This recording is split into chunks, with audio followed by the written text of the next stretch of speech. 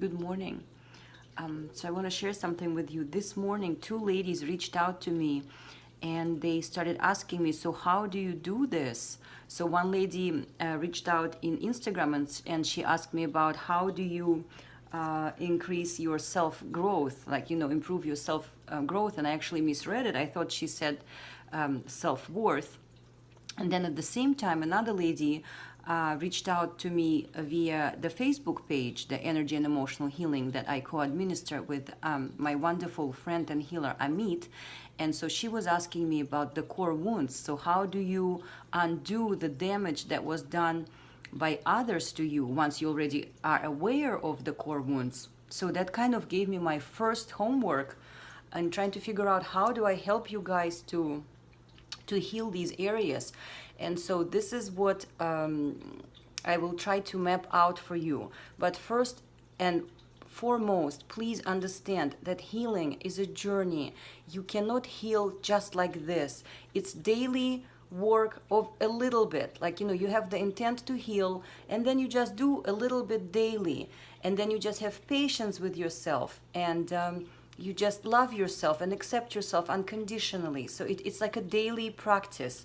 And I promise you, if you do this step by step, a little bit at a time, you will get there. Because, if I got there, you can do it too. But just to know, it takes time. You can't heal right away. And it's about patience and self-forgiveness. These are the two key things once you start doing this work. So to answer the question about that self-growth, self-worth, and how to heal the core wounds, three main things happened to me before I was able to fully comprehend how to do this all.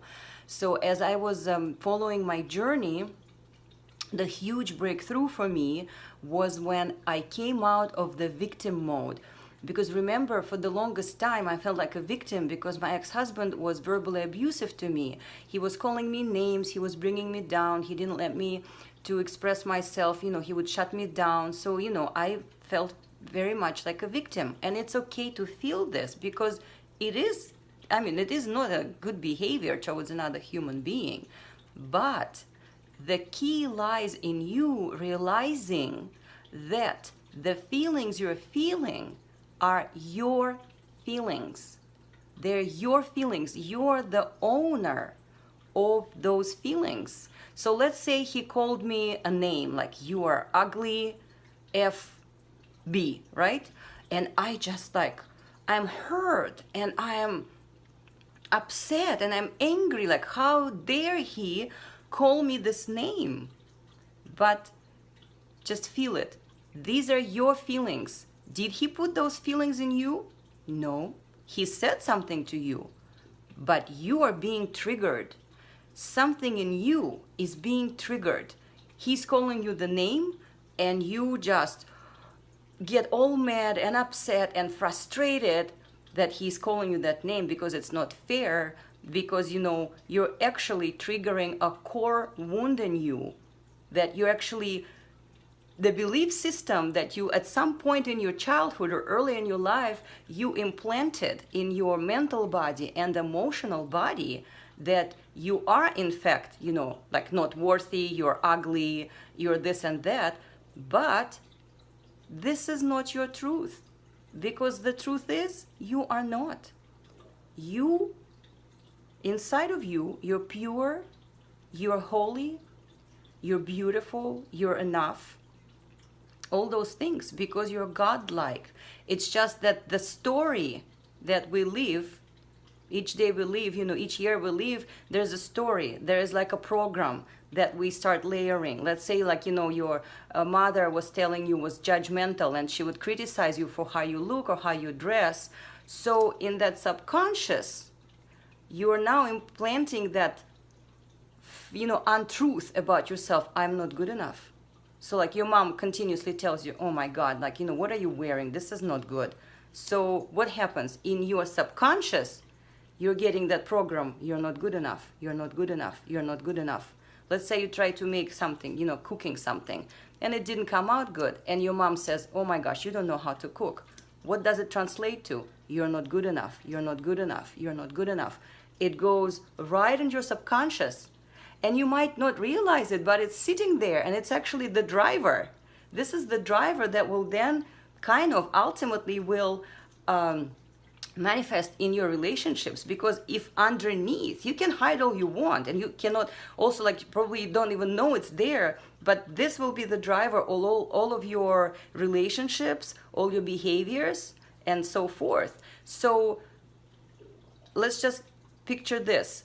If you're happy inside and you know you're good enough, so when the person tells you you're an FB, you could care less, right? Because you know the truth about yourself. You're beautiful, you are enough, you're holy, you're complete, you're imperfect like any other human being, but you know your truth. So what's happening when a person is telling you something mean and you're reacting, the trigger is actually your friend, because this trigger is pointing you to the area where you are hurting. Remember, pain, it means there's a wound. It's a beautiful gift. You have to follow that pain. You have to be brave and patient and kind to yourself and go inward and figure out, why am I reacting this way? Why is he calling me the name, but why am I reacting? Why? This is my feeling. He didn't put that feeling in me. I'm feeling it. My emotional body is feeling it. He has nothing to do with it. He is doing the hurt because he himself is in pain. He doesn't know any better. A happy person, a happy, joyful, healthy person will never attack another person. Never. So people who trigger us, who say mean things to us, who do bad things to us, they are actually in pain. That's what's happening. They don't know any better, and they're projecting their inner pain on us. And when we get triggered, that shows us where our pain is, where our wound is. It's in our core. And those core wounds are the belief systems, the untruths about ourselves that we absorbed. Each year we're living on this earth, each relationship, major relationship in your life, like let's say if you had an abusive mom or an abusive father, I don't know, maybe some other key figures in your life, but this is where it starts. So what you do, first of all, the breakthrough for me was coming out of the